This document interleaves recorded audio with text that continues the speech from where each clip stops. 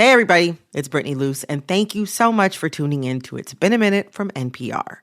Before you dive into this episode, I have one small ask. If you have a spare 10 minutes, help us out by completing a short anonymous survey about how we've been doing with the show. Tell us what you like and how we could improve at npr.org/IBAM survey. You'll be doing all of us here at IBAM a huge favor. That's npr.org/IBAM survey. Thank you so much. Hello. I'm Brittany Luse, and you're listening to It's Been a Minute from NPR, a show about what's going on in culture and why it doesn't happen by accident.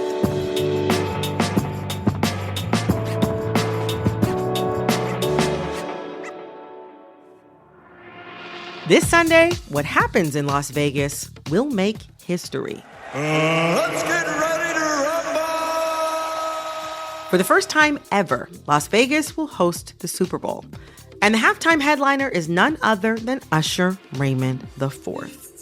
And I, being one of his biggest fans, must mention that my man recently closed out a blockbuster 100-show residency in Las Vegas. Oh my God. Now, you may think this is all very convenient, but it's actually the culmination of a years-long makeover for Sin City to transform it into an entertainment capital for, quite frankly, people like me, millennials. My guest today is our very own NPR senior editor, Bilal Qureshi. He's one of the best culture thinkers I know, and he's been making lots of trips to the desert oasis to cover the rise of New Vegas. From the revamped residencies to its transformed skylines and bus lines, he says Vegas isn't just seizing this Super Bowl moment, they planned for it. And with the world watching, Vegas is ready to shed its image as a place of cloudy memories and declare itself the new destination for experiences you'll never want to forget. Bilal, welcome back to It's Been a Minute. So nice to be here, always. Oh my gosh, I'm excited because I really feel like you're giving me like a report back. We're talking about Las Vegas today. I am like a complete Vegas neophyte. I know nothing. And I feel like Usher's Vegas residency and his Super Bowl halftime show, which, you know, the Super Bowl is happening this year in Vegas for the first time. He's doing the halftime show. I think it's going to be amazing. But both of those things, his residency and his halftime show, feel very New Vegas to me. If this iteration of Usher is New Vegas, what about Old Vegas? Like, what has Las Vegas traditionally symbolized in the past? I mean, I've written this essay about Vegas, and I was thinking a lot about being a kid of the 90s, as those of us who are late millennials now are, and the movies that really were the 90s that I grew up with, which include Showgirls. I mean, I have to bring up, that, and Right. even like, the sort of shotgun wedding imagery, and even Leaving Las Vegas, which Nicolas Cage won an Oscar for, which was very depressing and sad.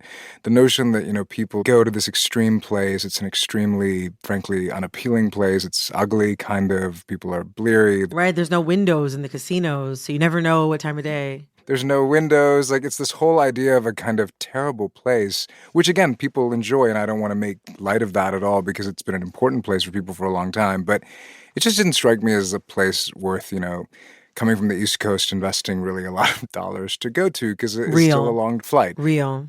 Some of the old Vegas that you're referencing to me makes me think of like bachelorette parties where, everyone comes back home not speaking to each other, or like The Hangover, even like Fear and Loathing in Las Vegas. I feel like that all feels very old Vegas, but also I feel like there's even like an older, more glamorous Vegas to a certain degree. Yeah, connected to, like, I think mobster era too, and sort of like lounges and cabarets and like Rat Pack. Yeah, exactly.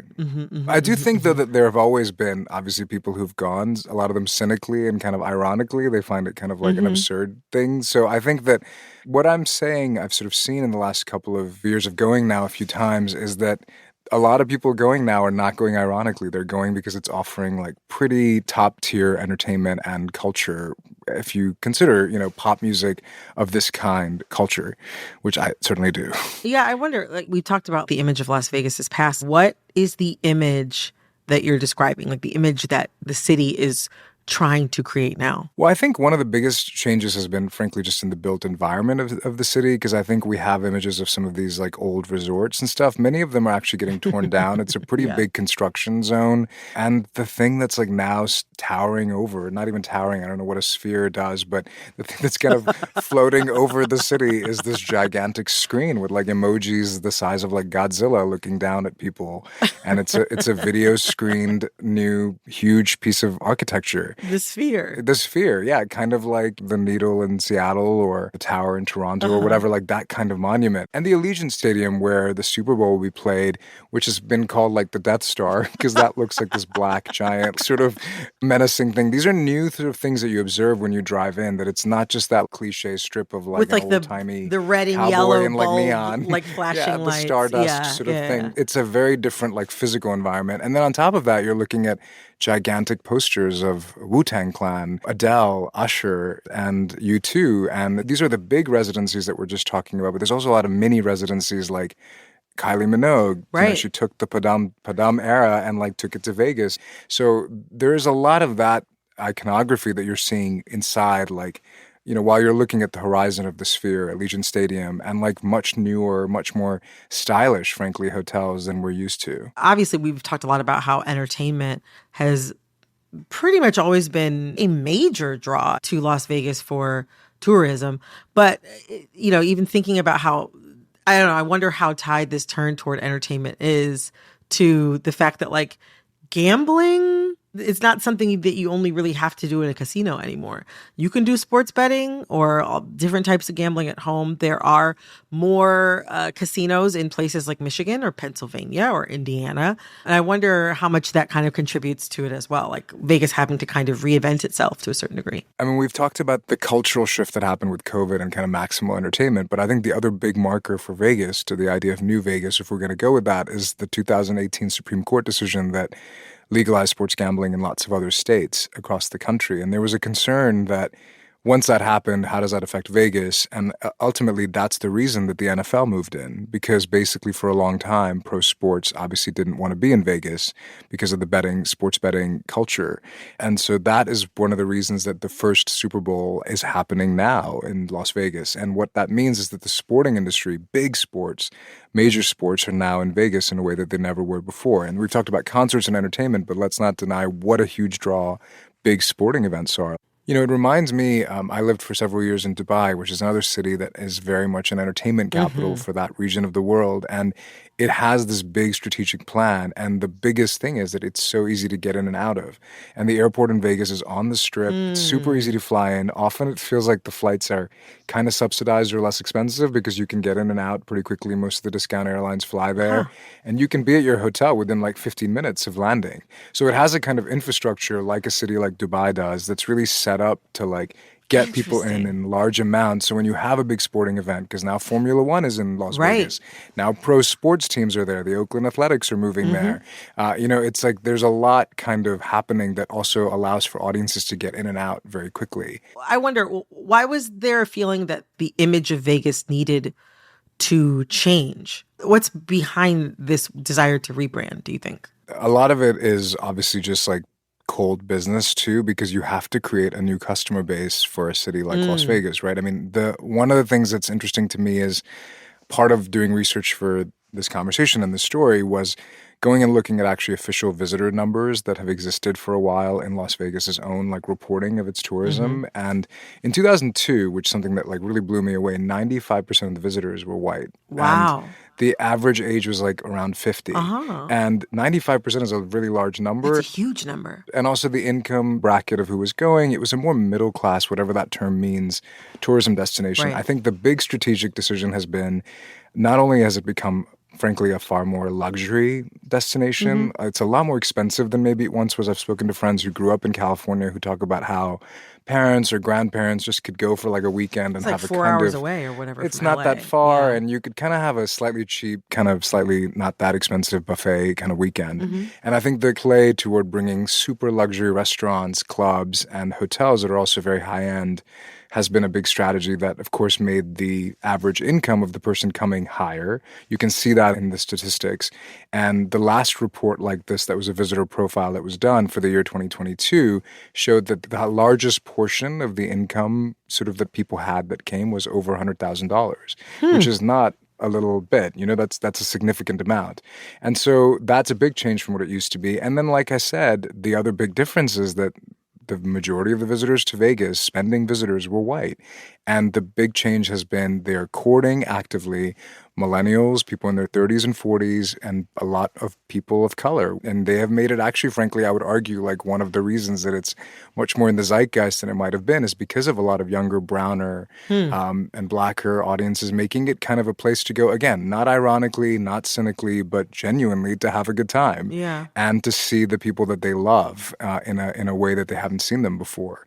And so, for example, again, going back to that report, the 2022 report showed that the average age of the visitor has now gone down to 40, which is, again, much younger. You might not think that's young. I think that's young. I am 40. But the point being that I do think it's a kind of idea of a millennial. Many of them are unmarried with disposable income and of kind of a much more diverse background than you used to have the visitor that you may have in your mind. The changes that you've seen, like there is a younger, browner, blacker customer who's willing to spend more money on a premium entertainment experience. And the bookings, like the entertainment bookings, reflect that. I could see like an act like Usher or even Mariah.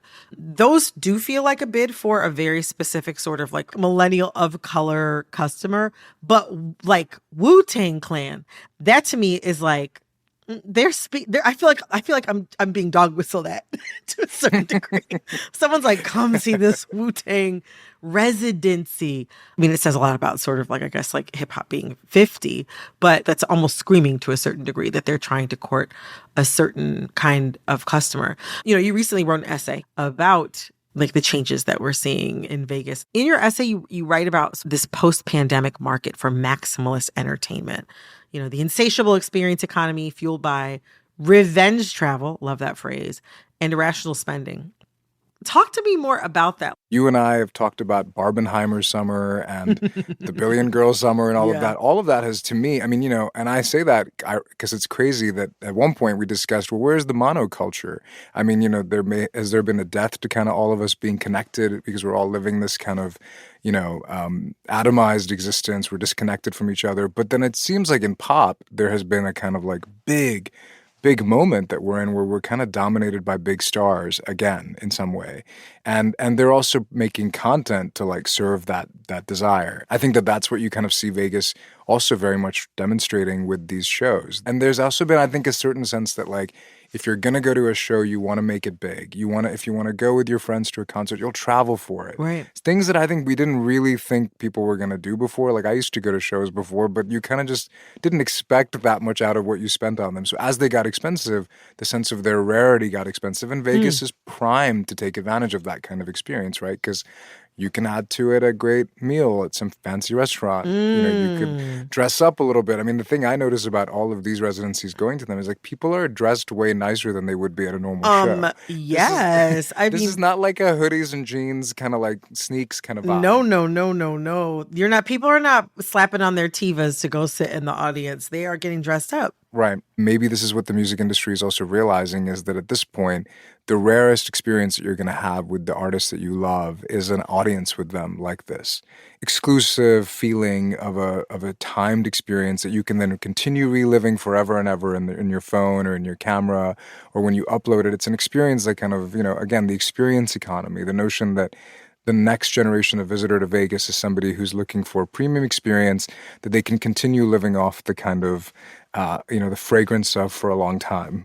And I think that's a kind of play for a certain kind of travel. And I also think it's very evident that some people, not all people, of course, going back to that issue of inequality, are willing to pay that. I mean, the audience for the Sphere, the U2 show, I saw in that audience a lot of older people who clearly are flying in from all over the world. I mean, I understand why there are people there from Ireland, but people are flying in from everywhere to go there and, often coming in just for the night to see it. That requires some disposable income and the willingness to invest in that kind of industrial scale premium entertainment.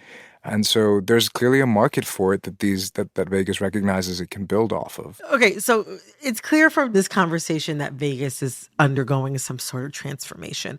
But the Vegas residency itself is also undergoing quite a transformation.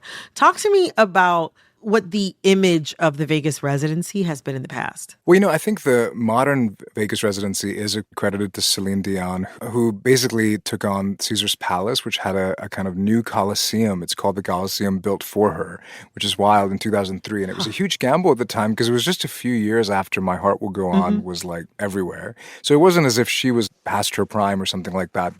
That idea, which is also a kind of dated and problematic one, but we can talk about that another time. But the point being that she was very much still at the kind of peak of her career. And she chose to go to Vegas and have this extraordinary Coliseum. And then, of course, in 2013, you get kind of younger pop stars, starting with Britney Spears, who has this residency that's quite popular and goes on for a while. Of course, once the conservatorship story came out, it was made sort of clear that she was not doing so well while she was doing it. But regardless, she kind of brought a younger, sexier kind of pop energy to that idea. She's like the first big millennial star to do a show like that in Vegas. And in 2013, at the same time, the DJ Calvin Harris kind of started a residency as well. Yes. But that was another big example of like DJs were being flown in and staying in-house to kind of be the DJs of big clubs. For specific clubs or hotels, yeah. I think for artists, it offers a place to be, and Celine Dion is really the one who kind of made this case, is that you can be located in one place, get crazy levels of lavish production design, and be able to be in one place. And that provides a kind of stability and health that maybe as an artist is, for certain people, way better for their creativity than having to kind of take the entire 100 and plus, not everybody can take Renaissance to the world. I mean, that strikes me as like, I don't know how many places Renee had to go last year. It's a lot of travel for that, for that For horse. one horse, it's a lot. Yeah, exactly.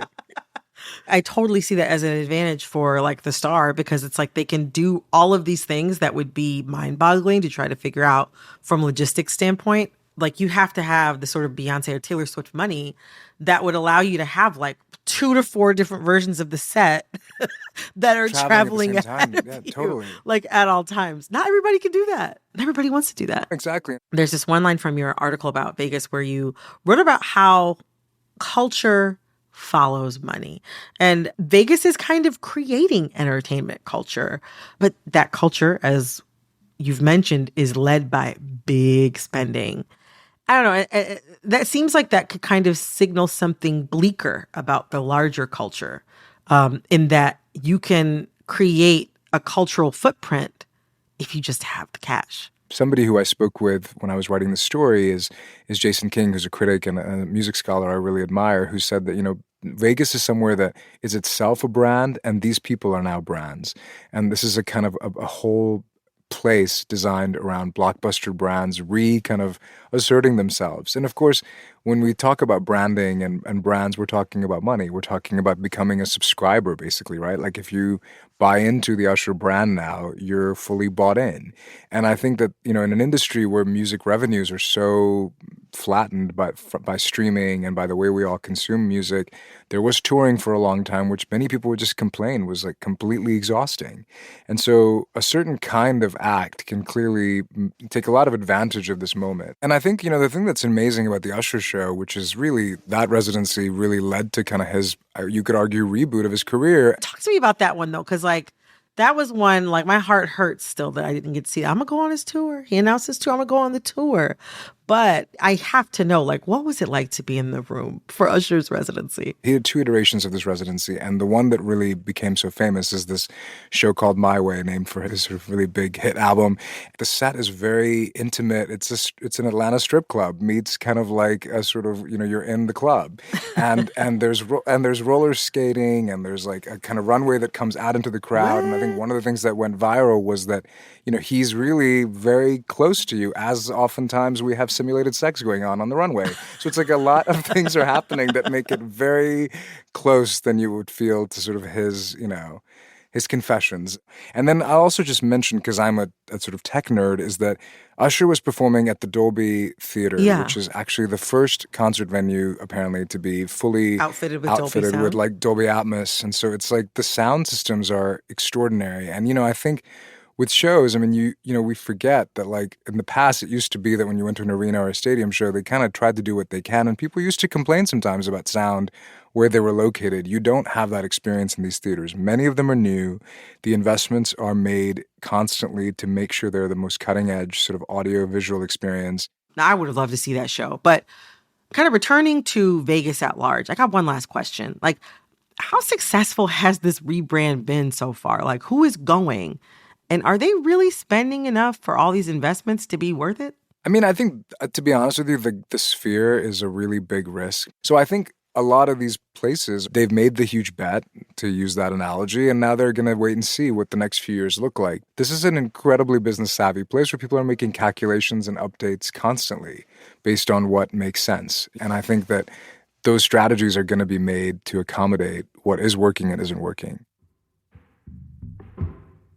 Thank you so much, Bilal, for explaining this current cultural moment with Vegas to me. Thank you so much for having me. That was NPR senior editor Bilal Qureshi. You can read his write-up on New Vegas right now on npr.org. Coming up, while I've never professed to be a sports girly, when the Stanley Cup started making noise online, I honestly thought it was about the hockey championship. Imagine my surprise when all this frenzy was about a beverage canteen. What's even more mind-boggling is not the item itself, but the drama surrounding what goes in it. Water.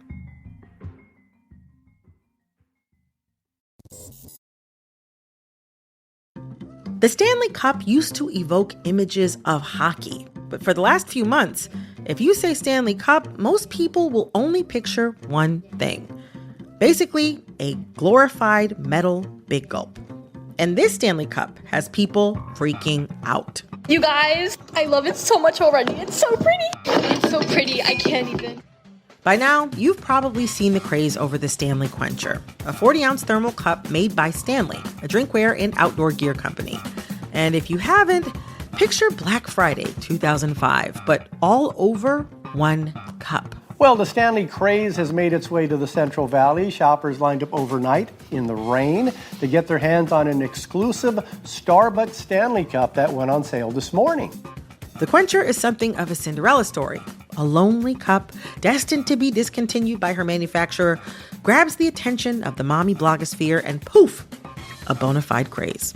No way! I got it, Stanley! Yeah! Now, I've been watching this trend with my Stanley Cup from 3 years ago in hand, and I've noticed that it's not just about the cups. Beneath the trend, there's a strong cultural thirst for water that reveals a deeper well of issues. To talk about that, my guest today is Christy Harrison, dietitian, journalist, and author of The Wellness Trap and Anti-Diet. And as someone who's covered wellness and diet culture, she's got thoughts about how the Stanley Cup's popularity has been propelled by both their promises and failings. Christy, welcome to It's Been a Minute. Thanks, Brittany. Nice to be here. Okay, the Stanley Cup is just the latest iteration in our obsession here in America with hydration. Like, for years now, people have been using hydrate interchangeably with stay safe. My editor used to end our group meetings telling us to hydrate. Now, I know there's intense interest in water online, but also like our culture at large is really into water. So I got to start with this very basic question. Why are we so obsessed with drinking water? It has become very tied up with diet culture and wellness culture.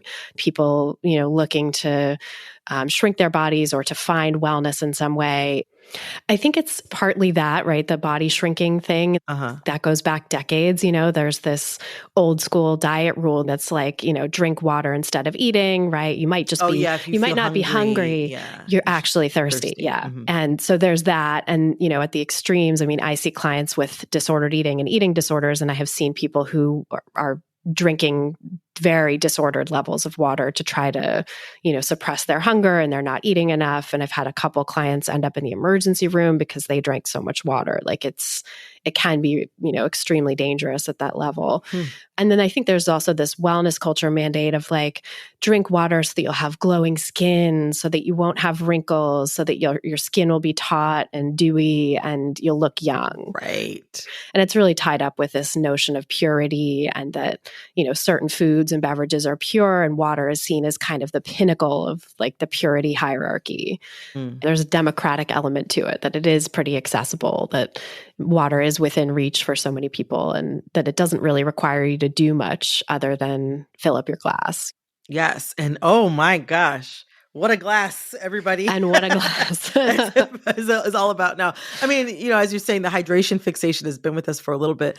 And now there's whole subcultures dedicated to it. For those who don't know, can you induct us into water talk? Yes. So water talk is an internet subculture that's become popular in the last few years. Most sources sort of pin it back to one person who was the originator of this concept of putting flavors in your water and making sort of water mixology concoctions. Flavored water today, you guys. Oh, cotton candy, pina colada.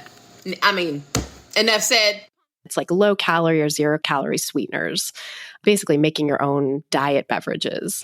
And the person who originated it, she had bariatric surgery and found that, plain water was nauseating, but putting flavors in it made it more palatable. And so started doing this for that reason. So the groundwork has been laid for water to be a thing, but why has the Stanley Cup been the one to capture the hearts and minds of so many? I think it's a couple different things. I think it is this obsession with water and the idea that, bigger is better when it comes to water, right? That like you're supposed to drink as much water as possible. There's this myth of 8 glasses a day, which is totally not based in real science. And yet it persists. And people think that, even more than that is better and that they need to drink ounces upon ounces of water. So I think, having a big glass that you don't have to fill up as often is part of the appeal. I think the, beautiful sort of powdery finishes and the colors and the fact that it can match with different outfits. And there's a lot of marketing behind that. Releasing it in feminine colors and, wider variety of colors, where this was a product that appealed to like outdoorsy folks and construction workers and people who were like on the job all day wanting to keep their beverages cold, right? So to make that transition to this largely, audience of like moms and teenagers is really interesting.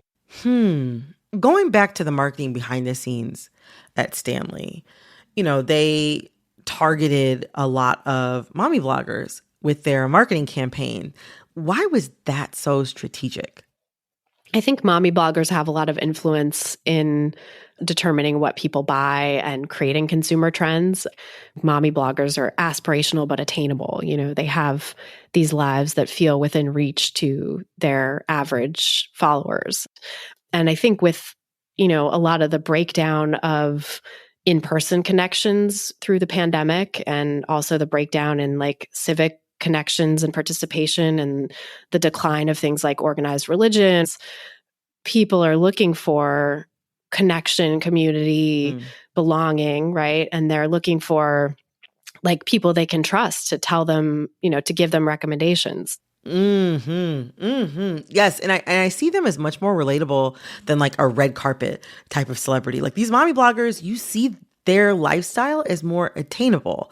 Like, if I just took her advice on cleaning or time management, my life could be as pretty as hers is. Whereas, if I like see like, I don't know, like Jessica Alba or Beyonce, I don't think I'm ever going to quite get there. But like speaking to the influencer element of the Stanley Cup, I can't help but think of like this super viral moment from last year where this woman's car caught on fire. I mean, like burnt to a crisp, totally went up in flames. But her Stanley Cup, which was in her cup holder, remained in pretty good shape. It was in a fire yesterday. It still has ice in it.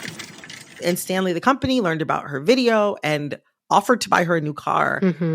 I mean, I presume that the free press that they got from her video probably more than covered the cost of a brand new car.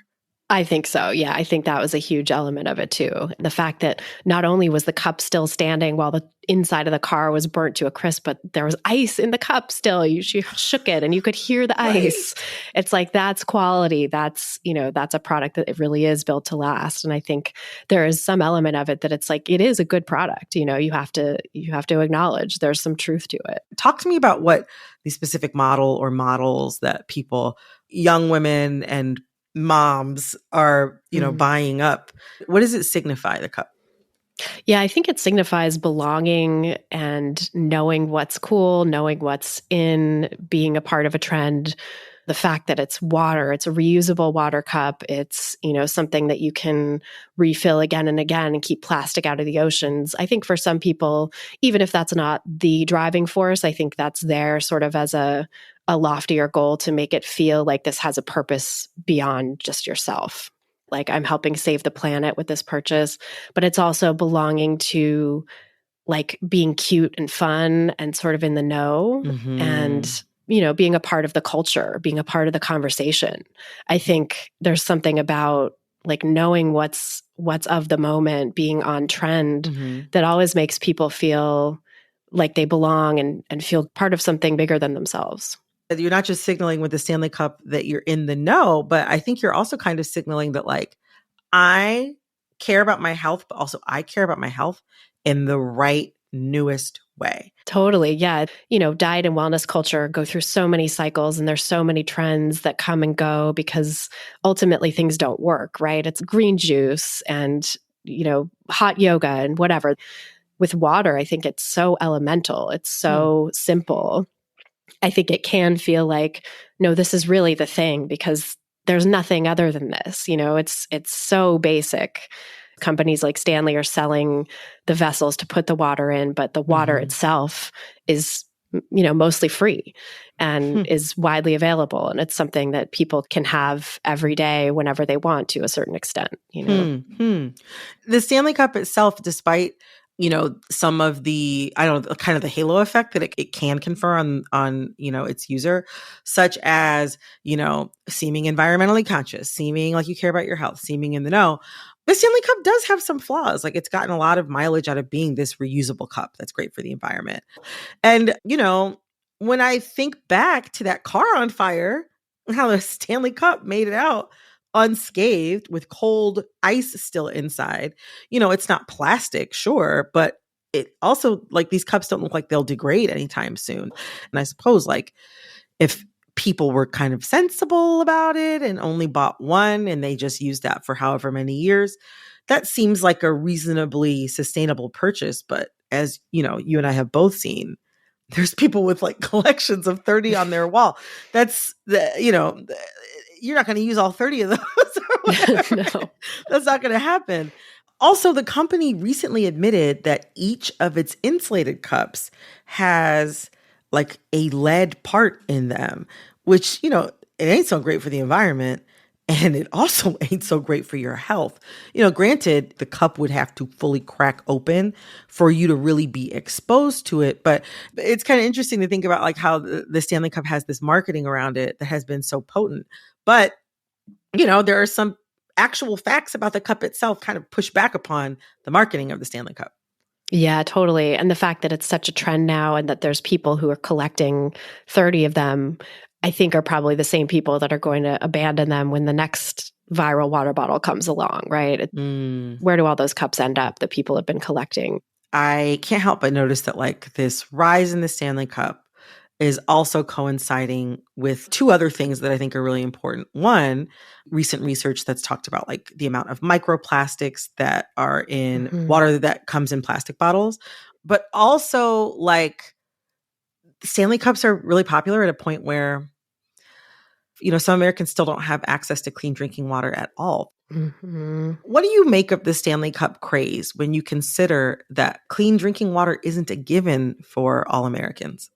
Yeah, I think it makes it feel sort of like a misplaced craze. Like there's a lot of energy that could be used to actually creating equity and fixing these problems, that is going towards consumption instead. The focus on this trend and, the cultural conversation around this trend is missing a lot of discussion of those inequities and those problems. Too many places in the US don't have clean drinking water. And that's a huge problem and not something that's going to be solved by, people buying Stanley Cups and creating a viral trend for water. Yeah, in some ways, it feels like an individual solution to a host of systemic problems, like the ubiquity of single-use plastic, microplastics in our water supply, barriers in public health that make people really want to focus on really accessible solutions like, possibly drinking more water. Because if you have access to clean drinking water, it could be easier to drink more water than to try to find a good dentist that takes your insurance or what have you. It feels like we want easy solutions to these huge, complicated problems. But, to your point, ultimately, the problem is not going to get solved with that approach. Yeah, for sure. And I think that individual responsibility approach to systemic problems is so ubiquitous in wellness culture. I think so much of wellness culture is this idea that you're individually responsible for your own wellness and that you can prevent or reverse disease. You can individually make quote unquote right choices. Are we more likely to buy into wellness culture because we in the US don't have universal healthcare? I think so. I think the popularity of wellness culture here speaks to the lack of universal healthcare, this messaging around individual responsibility that we have here that you don't see in a lot of countries that have universal healthcare, where there's a sense of collective responsibility for each other, for taking care of each other's well-being. Because of that, people feel kind of thrown to the wolves. People feel like they're just out there on their own, having to figure it out. And then the wellness industry has really come into this void, this vacuum, to fill a lot of the needs that are going unfilled in our healthcare system. Well, thank you so much, Christy. This was a great conversation. Thank you, Brittany. It's really fun to talk with you. That was Christy Harrison, author of The Wellness Trap.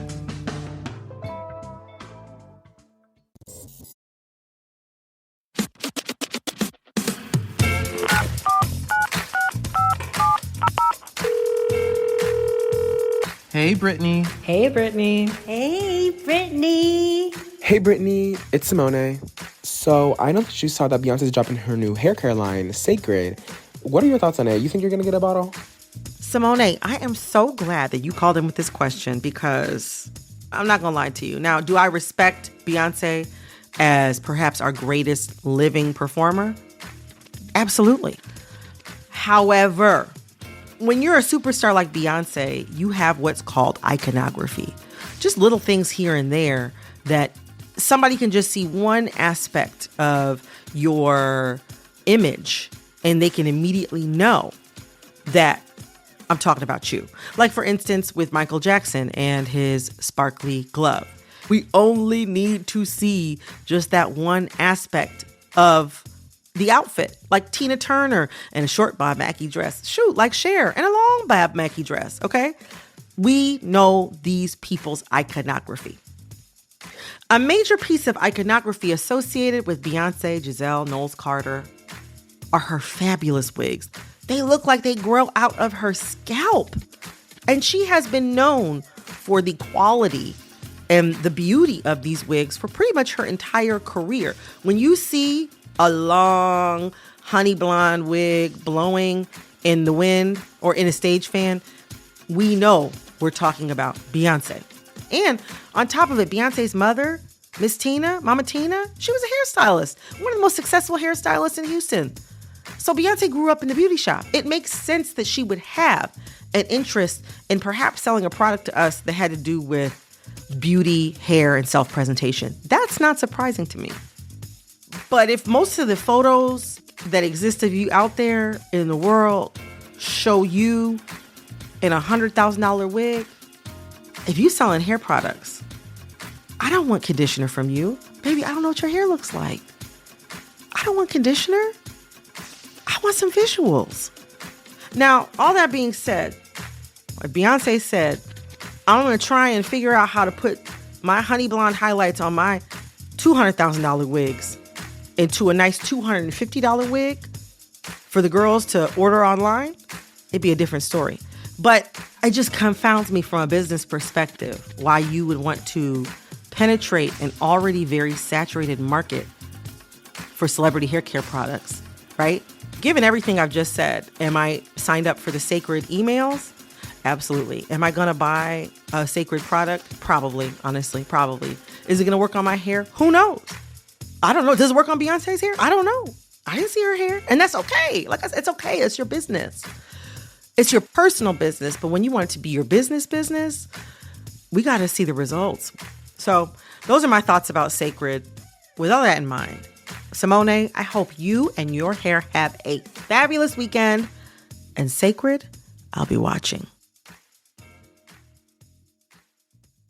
Hey everybody, Brittany Luse here, and thank you so much again for listening to It's Been a Minute from NPR.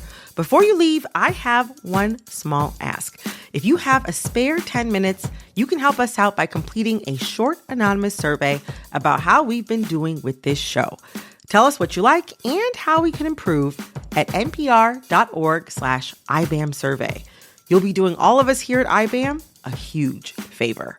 That's npr.org/IBAM survey. Thank you so much. This episode of It's Been a Minute was produced by Barton Girdwood, Alexis Williams, Liam McBain, Corey Antonio Rose. This episode was edited by Jessica Plachek. Engineering support came from Robert Rodriguez. We had fact-checking help from Katie Doggart. Our executive producer is Verilyn Williams. Our VP of programming is Yolanda Sanguini. All right, that's all for this episode of It's Been a Minute from NPR. I'm Brittany Luse. Talk soon.